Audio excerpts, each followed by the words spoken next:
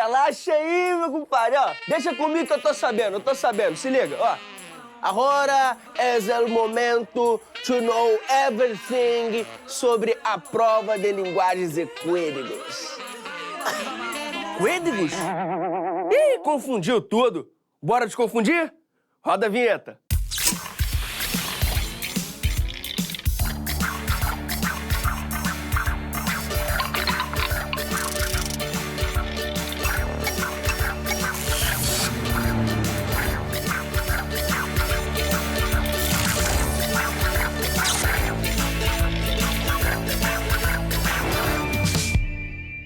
Hora do Enem número 128. Sabe o que é isso? Muito conteúdo estudado, um mundo de coisa para você revisar lá no nosso site, horadoenem.mec.gov.br. Mas agora, foco em mim. A gente faz um voo rasante sobre linguagens e códigos. A área que abrange língua portuguesa, língua estrangeira, artes, tem mais. Mas vamos começar pela nossa língua-mãe, professor Luiz Guilherme Barbosa. Tudo bom, Léo? Tudo bem? Tudo Seja bom. bem-vindo mais uma vez, professor. Prova de língua portuguesa é pura interpretação de texto. São muitas obras literárias, poemas, charges, tirinhas. O que fazer? São muitas as questões, elas variam muito o nível de dificuldade. Vai ser a sua regularidade é que vai contar muito. Então, é preciso que, além dos seus saberes que você vai levar para a prova, você também possa, lá na hora, estar bem para poder ter a habilidade de interpretar as questões adequadamente e poder ter a tranquilidade também de se lembrar daquilo que for necessário, né? E o que o aluno precisa saber sobre literatura colonial? Principalmente a representação do indígena. Os povos ameríndios, quando os portugueses chegam aqui, são representados pela projeção dos valores portugueses sobre os indígenas. Então, um bate-bola rápido. Vamos lá. Romantismo. No romantismo, se preocupa principalmente com a representação da mulher como ideal de beleza e pureza, por um lado, em contradição com alguns valores preconceituosos de uma sociedade patriarcal vigente na época. Se preocupa com a representação do indígena. O indianismo elegeu o índio naquele momento como símbolo de uma nacionalidade de um país recém-independente. E também com a literatura abolicionista, que representou os negros escravizados e procurou, a partir do anseio de todos eles de serem livres, representar essa liberdade possível. Naturalismo, realismo. Aí a gente entra na representação dos pobres, da classe média baixa, e é uma representação de base científica, com base na noção do darwinismo social, e que no Brasil se caracterizou muito pela animalização dos personagens. Mas isso é o naturalismo, porque no realismo tem o Machado de Assis, que é um mundo, e o principal para pensar na obra do Machado de Assis é como que ele fez uma análise psicológica e social dos personagens com muita ironia. E com essa ironia, muitas vezes os livros dele não são muito realistas assim como o próprio nome do período em que ele se encontra faz crer. Simbolismo e o parnasianismo. Aconteceu o simbolismo e o parnasianismo na mesma época do realismo e naturalismo. Está tudo no final do século XIX. O simbolismo e o parnasianismo são dois movimentos da poesia muito preocupados com a forma. Mas enquanto o parnasianismo procurava produzir poemas que fossem formalmente muito elaborados com rimas raras, com vocabulário difícil mesmo, no sentido técnico, o simbolismo estava muito preocupado com uma certa poesia abstrata, espiritual. Né? E no Brasil tem o Cruz e Souza, a gente não pode esquecer, o principal poeta simbolista era negro. Então o cara que estava preocupado com uma poesia espiritual estava vivendo ali questões de preconceito racial muito concretas, e isso marcou a poesia dele. Pré-modernismo. No pré-modernismo, a gente tem que lembrar de uma contradição importante. A gente está na República Velha, então a gente tem um nacionalismo republicano muito presente. O Olavo Bilac, por exemplo, ali naquele momento compõe o hino à bandeira, por exemplo. Ao mesmo tempo, tem o Lima Barreto fazendo crítica social, pensando a sociedade de maneira crítica com os preconceitos que existem nela. E aí também tem a poesia. Na poesia está lá Augusto dos Anjos, que herda o parnasianismo e também o simbolismo, mas tem uma originalidade, incorpora um vocabulário científico meio antipoético, porque são palavras estranhas para estar em poesia, geralmente, e se sentia ao mesmo tempo como um sujeito na poesia deslocado do mundo. Modernismo. Pois é, no modernismo o índio está de volta, só que agora sob o signo da antropofagia, ou seja, como é que a gente pode aprender com a prática antropofágica de comer o inimigo a agir culturalmente assim em relação às culturas que formam a nação brasileira e também às outras culturas que até hoje, o tempo todo, influenciam a cultura brasileira. Além disso, no segundo momento do modernismo, a gente tem uma literatura engajada em representar os interiores do Brasil. É um regionalismo muito marcado principalmente pela representação do Nordeste. E aí a obra do Graciliano Ramos, por exemplo, é muito importante para pensar esse momento. Agora, quando a gente fala da língua portuguesa, é uma área com conteúdos e cortes temáticos que estão sempre mudando. E isso faz a gente pensar na literatura contemporânea e nos outros textos que caem. Tem algum mapa da mina? Em literatura, a maioria dos textos que cai é de literatura contemporânea no Enem. E isso mostra pra gente que não basta vir memorizar os estilos de época. Por quê? Nas questões sobre os textos de literatura contemporânea, muitas vezes vai se pedir a comparação entre aquele texto contemporâneo e algum estilo. Então vai pedir para você encontrar um traço do barroco num texto contemporâneo, ou então vai colocar lado a lado um texto parnasiano e um texto contemporâneo para você perceber essa diferença.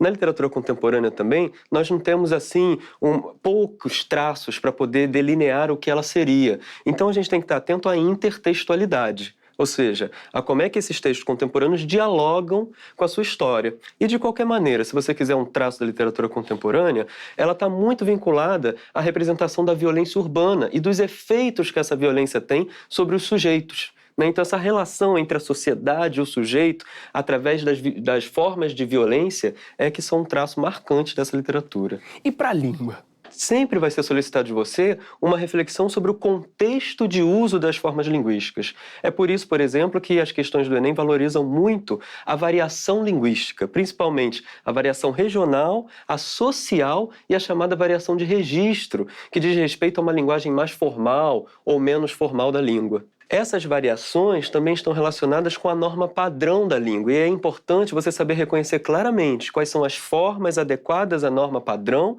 de acordo com os contextos de uso. Então você vai ver sempre uma série de textos no Enem em que você precisa reconhecer o contexto de uso, se aquele texto é falado, se está numa situação formal ou informal, se o objetivo dele é argumentar, convencer, informar, descrever, isso é fundamental. Agora, para completar a nossa escaneada, quais são os temas ou questões comuns? O primeiro deles são as funções da linguagem. E aí, principalmente, é muito recorrente a gente encontrar questões sobre a função referencial e também sobre a noção da metalinguagem.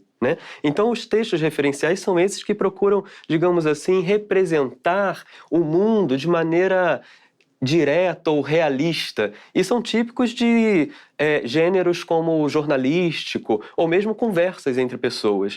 E no caso da metalinguagem, ela acontece em textos que procuram refletir sobre o modo como eles se constroem. É muito comum o comando trazer a função social do texto, pedir que você reconheça qual a função social desse texto. E ele não está falando, nesse caso, de função da linguagem. Ele está falando, no fundo, dos tipos de texto. Ele quer saber se a função social desse texto é interpretar algum evento no mundo, é convencer alguém a respeito de alguma coisa. Então, vale a pena dar uma estudada nos tipos textuais e pensar como é que são os textos descritivo, narrativo, injuntivo, que são esses que querem convencer e orientar o seu comportamento, argumentativo e expositivo. E como evitar os erros mais comuns? Olha, a minha dica é você procurar reconhecer sempre no comando e nos itens os conceitos que são usados. E hoje a gente passou aqui por praticamente todos esses conceitos. Se você fizer provas antigas, você vai reconhecer uma constância dos enunciados. E aí você vai chegar na prova mais familiarizado com ela. Mas aí, se você já fez todas as provas antigas, procura algum simulado, E aí você pode, então, se familiarizar com esses termos que são aqueles que vão te direcionar para um campo de saber específico. Essa questão é sobre naturalismo, ou então, essa questão é sobre os tipos textuais. Isso organiza você e te tranquiliza na hora de resolver as questões lá na hora da prova do Enem. Professor, mais uma vez, muito obrigado pelo papo, muito obrigado pela ajuda, viu? E agora o nosso papo reto é sobre língua estrangeira. Para quem escolheu espanhol, professor Antônio Ferreira, por favor. Como estás? Olá, que tal? Tudo bem? Feliz por ter voltado. Que isso, a gente que agradece a sua ajuda mais uma vez, professor. Bom. E para quem escolheu inglês, professor William Eduardo. E aí, tudo What's bem? up? Fine. Professores, de todo o conteúdo que a gente já estudou durante o ano, quais são os mais comuns no Enem? Em relação a temas mais recorrentes, a gente tem temas como violência de gênero, a gente tem temas como bilinguismo, temas relacionados à cultura, como, por exemplo, elementos específicos de países de cultura de língua espanhola, como as touradas, como danças típicas, como o tango, por exemplo. A gente tem textos que abordaram temáticas de meio ambiente, tecnologia. Então, esses foram os temas mais recorrentes nesse apanhado aí de 2010 até o último ano, mais presentes em relação à temática na prova de língua espanhola. Bem, na língua inglesa nós temos vários gêneros textuais que versam sobre temas relacionados a meio ambiente, a notícias, né? Notícias de divulgação científica. Até na parte de literatura nós temos alguns poemas, trechos de obras literárias e letras de música também. Língua estrangeira usa muito texto, tanto no enunciado quanto nos textos artísticos literários. Mas no enunciado, como a gente lê o enunciado? O enunciado é bem simples, porque o enunciado já está em português. Então, você não tem que se preocupar tanto em ter a língua estrangeira no enunciado, só no próprio texto, né? Agora, é bom você antecipar essa leitura do enunciado para poupar tempo e saber onde você vai localizar a resposta para a questão do Enem. Eu acho que é uma estratégia muito ágil, né, que o candidato vai conseguir ganhar tempo se ele partir direto para a leitura do comando, das próprias questões. Então, de uma certa forma, a partir desses comandos, né, desse comando da questão e das opções que já estão em português, ele vai conseguir estabelecer um diálogo com os conhecimentos de mundo que ele já tem. Então, se ele encontra, por exemplo, uma questão que vai abordar sobre o tango, o que ele já viu, o que ele já leu, o que ele já escutou, o que talvez ele já sentiu, caso ele tenha viajado, né, um país de língua espanhola que tem essa representação cultural, o que ativa no seu conhecimento de mundo que o faz lembrar sobre aquela temática. Então, quando ele leva esses conhecimentos para a leitura posterior do texto, talvez ele já até consegue aí localizar a resposta que vai estar mais adequada para aquela questão. A gente chama essa estratégia de antecipação, né? A própria questão, né, no enunciado da questão, você vê uma contextualização já orientando o candidato a saber o que ele deve procurar no texto. Então, se ele já ter isso em mente na hora de responder a questão, ele vai poupar tempo. E tempo é o fator primordial na hora de responder uma questão no Enem. Depois de ler os comandos, eu indicaria a leitura dos títulos. Ler a fonte com calma, porque às vezes ali, inclusive, tem uma data, tem uma pista da data em que aconteceu, que foi publicado. Verificar de que maneira aquele título dialoga com uma imagem, caso apareça algo não verbal, uma linguagem não verbal. Também é mais recorrente nas últimas provas de espanhol um aumento em termos de parágrafos. No início, nós tínhamos provas de espanhol que eram 2 parágrafos, 1 parágrafo. Atualmente, a gente já tem provas com 3 parágrafos, 4 parágrafos. Então, é necessário que o aluno consiga, o candidato, consiga dialogar também a compreensão entre os parágrafos, né, o que está estabelecendo sentido. E não ler, às vezes, buscando só meramente localizar uma informação, porque isso ganha tempo, é ágil, é uma estratégia de leitura, mas tende a cair também num risco de acabar se equivocando. De modo geral, quais são as escorregadas mais comuns? Eu acredito que tanto em espanhol quanto em inglês, a maior dificuldade, a escorregada, é em relação às palavras que se aproximam da língua, né, do português. No caso, os falsos amigos, né, os false cognates, né, falsos amigos do espanhol, que são palavras que se assemelham, mas que às vezes têm um outro significado. Então, você pensa, né, que fabric é fábrica e, na verdade, é tecido. É claro que há palavras que são os falsos amigos mais contextualizados, que isso facilita, né, o apoio de uma imagem, do próprio comando, novamente, da questão que dá pistas sobre o que seria essa expressão artística, cultural, mas em outros casos não tem essa ajuda de um outro elemento. Então o aluno tem que ler com bastante atenção, parando para prestar atenção no contexto como um todo. Acho que o espanhol também ajuda pela sonoridade, então às vezes uma certa dificuldade de palavra. Claro que a prova é silenciosa, mas se ele conseguir falar um pouquinho em voz alta aquela palavra, ele tem a tendência a descobrir um pouco o significado dali, pensando no contexto também, né? Como o professor falou, é baixinho, né? Também não vai atrapalhar a prova dos colegas. Existem tipos frequentes de distratores? Bem, os distratores, eles geralmente seguem um padrão, né? Você vai observar qual a classe de palavra, se é substantivo, todos eles. E você também tem que perceber se esse distrator vai ser incluído para preencher aquela informação no texto, né? Se for um adjetivo e, no caso, for um substantivo, você tem que reparar, eu respondo com substantivo, então esquece o adjetivo. Mas, geralmente, os distratores têm o mesmo padrão. E uma coisa que precisa ficar bastante ser diferenciada é são as vozes que falam no texto. Então, às vezes, você tem a voz de uma determinada pessoa, que pode ser o autor, ele traz uma voz para embasar para argumentar uma voz da sociedade, de um outro profissional, talvez que está ali dialogando, e que não necessariamente a questão está solicitando essa voz do outro, mas sim do autor. Mas há ali opções que vão mesclar essas distintas vozes que há dentro de um determinado texto. Né? Então, os distratores seguem mais nessa linha. Né? Há um determinado comando, uma questão, e há opções que vão levá-lo, o candidato, a fazer confusão. Né? Então, é focar no tema de cada questão, de cada enunciado.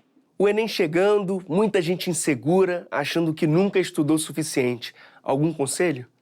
Como orientações, né? Então, é mais recorrente nos Enems, nos últimos, nas provas de língua espanhola, textos da esfera jornalística. Então, notícias, reportagens. Também está sendo presente nos últimos anos algo que não era a presença de textos literários, então, discursos de autores que ganharam o Prêmio Nobel, poemas que não eram muito presentes. Então, recomendo novamente a leitura desses gêneros que já são conhecidos, inclusive nas aulas de língua materna. Recomendo também alguns aspectos específicos em relação a conteúdos gramaticais. Então, o que a gente já sempre falou aqui, né? Léxico, ou seja, que volte a ler todos os seus glossários de palavras, as palavras que já foram anotadas no decorrer do ano, e que preste atenção em alguns conectivos da língua, como, por exemplo, um pero, um aún, um aunque, um todavia, um sino, que são palavras que também já foram anotadas aí pelos estudantes no decorrer do ano, mas são importantes, né? Então é importante que o aluno foque nas últimas notícias, tenha um foco no estudo do vocabulário, palavras que são essenciais para a compreensão, e também nas imagens. As imagens ajudam bastante quando o texto apresenta isso. Professor Antônio, muito obrigado. Professor William, obrigado. Muito obrigado mais uma vez. It was very nice to meet you here again. Thank you. Graças. Agora é o momento de falar de arte. Professor Rodrigo Redka. E aí, tudo bem? Professor. E professor Guga Mendonça. Como vai? Tudo bem. Tudo bem? Tudo bom. Se a gente pensar que o ser humano já pintava caverna lá na pré-história e continua fazendo músicas, pinturas e performances, é muito conteúdo para dar conta. De fato, é muita coisa. Mas se você analisar as últimas provas do Enem, né, a tendência que ele segue, ele sempre dá um foco maior para a arte contemporânea de um modo geral. Ele cobra muito a questão de artistas internacionais, nacionais, despontando principalmente, né, não necessariamente os mais famosos em si. Fala também muito sobre arte moderna, né, aquelas artes de vanguarda, começando ali desde o impressionismo, né, até chegar a movimentos como o cubismo, o fauvismo, o surrealismo, né, que caiu ano passado.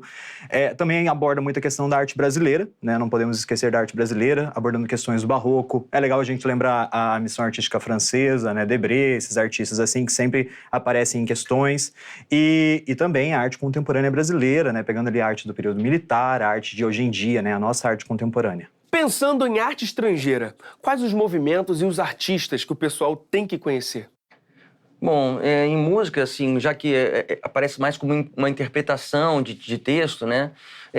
Aí pode ser qualquer coisa, né? Então, de Coldplay já caiu, inclusive, né, em questão do Enem. Então, pode ser qualquer coisa para que seja traduzido a letra daquela música, né, o fragmento daquilo, para o idioma que o candidato, né, vai estar trabalhando, né? Vai estar fazendo. E dentro das artes plásticas, de um modo geral, assim, não existe uma regra específica, né? Isso daí é complicado porque existem milhões de artistas surgindo no mundo o tempo todo. Então é legal o aluno, né, o candidato, ficar sempre ligado nas tendências que estão surgindo. Por exemplo, ano passado, a Marina Abramovic, ela começou a gravar um filme no Brasil e ela já logo apareceu no Enem, né? Então, se eu penso que a Frida Kahlo veio fazer uma exposição aqui esse ano, é legal eu dar uma olhadinha na vida da Frida Kahlo, do movimento artístico que ela fez parte, que é o surrealismo, que também apareceu ano passado, né? Mas pode ser uma tendência para esse ano também, né? Então é legal ficar ligado nas tendências e nos artistas que estão vindo para o Brasil, né? Que nem esse ano a gente teve uma exposição dos pós-impressionistas que rodou o Brasil. É legal dar uma atenção para Van Gogh, Cézanne, Monet, né? Que são artistas que podem, né, talvez aparecer aí na prova. E no Brasil? Pois é, a música aí, no caso, como assunto de história da música, já apareceu algumas vezes questões sobre o tropicalismo, né? Que aí tinha link com a questão política, né?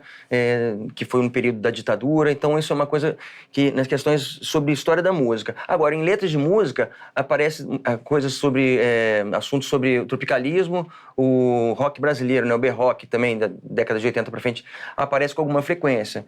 Esse ano talvez tenha uma questão do centenário, né, do samba, por conta das Olimpíadas, talvez alguma coisa ligada à natureza, então talvez a bossa nova tinha um pouco esse enfoque, então talvez seja uma coisa interessante também. Aqui no Brasil também, né? Os artistas que estão despontando, artistas iniciantes, o Paulo Nazaré foi um cara que já apareceu em questão do Enem, apesar de ser um cara que não tem uma longa trajetória, assim, mas as suas performances, como elas abordam temas transversais, como temas de sociologia que envolvem racismo, né? O movimento negro no Brasil de um modo geral, né? Então ele acaba sendo uma tendência porque ele se relaciona com outras matérias. É legal sempre pesquisar artistas que tenham a ver com isso, artistas que estão ganhando destaque no cenário nacional, não necessariamente ganhando exposições, porque geralmente esses artistas, como eles são muito pequenos aqui, eles estão ganhando pequenos prêmios, eles estão começando a aparecer agora na mídia, mas os temas sempre estão em voga. A gente viu muitas questões aqui no Hora do Enem, e o que a gente percebeu é que tem muitos distratores. Como lidar com eles? Presta atenção no contexto histórico, a obra de arte que está ali, o texto que está ali, ele não está ali para te confundir, ele está ali para te localizar, tá? Então, sempre prestar atenção nessa contextualização histórica. Se tem uma letra de música de um certo período, é bacana conhecer aquele compositor, o período que ele fez aquilo, quais são, né, para onde ele vai, para que você possa contextualizar, sobretudo em questões de interpretação textual. Pensando em todas as edições que já foram feitas, quais são os erros mais comuns? Às vezes você olha um quadro de uma época e se você analisar ele sob o olhar assim, de outra época, você vai errar, né? E muitas vezes os alunos eles acabam fazendo isso, eles olham para uma obra e acabam escolhendo uma alternativa que traz até uma interpretação sobre o quadro, só que sobre um outro olhar, pensando outra coisa, relacionando com outras características. Então, é bom sempre ficar ligado nisso. E também pensar sempre na questão da linguagem artística, como interpretar uma obra de arte, né? Isso daí é um ponto essencial para você fazer as questões do Enem que envolvem artes plásticas, né? Saber o que você está vendo. E ainda dá tempo de estudar alguma coisa? Olha, sempre dá. A questão é não se atropelar, né? Dar atenção assim para os pontos principais, né? Tentar separar um roteiro assim para estudar a história do Brasil, estudar a história geral, separar alguns artigos. Tem o livro da Graça Proença, né, que é sempre um bom manual assim para os alunos pesquisarem sobre as questões de arte mais importantes, né, de um modo geral. Já foi referência, inclusive, para algumas questões do Enem. Ver vídeos, né? Tem muito material audiovisual no YouTube falando sobre a Semana de Arte Moderna de 1922. E no caso da música, acho que é até mais fácil, porque já que é uma interpretação de texto, se você ouvir muitas coisas em gêneros de música diferentes, e sobretudo, né, de rock brasileiro, de tropicalismo, e tentar entrar nesse contexto, vai facilitar a sua interpretação de texto, né? Porque quando aparecer aquela letra de música, se você já ouviu, já conhece aquilo, é mais fácil você interpretar. E quando pensa na questão do tropicalismo, é muito legal também pensar que ele tem uma relação com a antropofagia, né, que ele também pega a questão de estrangeirismos, né, ele também trabalha muito bem com a questão das artes plásticas, então tem uma relação ali bem interessante, né, as letras de música em português que misturam em inglês, assim como as obras de artes plásticas brasileiras, que falam sobre o Brasil, mas estão ao mesmo tempo falando sobre pop art, artistas estrangeiros ali, misturando todo aquele contexto. É um grande caldeirão, né, a antropofagia e o tropicalismo de modo geral. Até porque não é um movimento musical, né, é cultural, então tinha nas artes plásticas, no cinema, né, com Zé Celso, tinha com Oiticica, são várias vertentes, né? Então, acho que é um caldeirão ali de coisas. Acho que por isso que vem sendo aproveitado bastante também. Professor Rodrigo, muito obrigado pela ajuda. Professor Guga, muito obrigado pela ajuda. Prazer. Valeu mesmo. Valeu. Ouviu? Nada de pegar pesado. Exercício físico ajuda a desestressar. Procura dormir mais cedo. Já vai entrando em sintonia com o ritmo da prova. E até o próximo programa.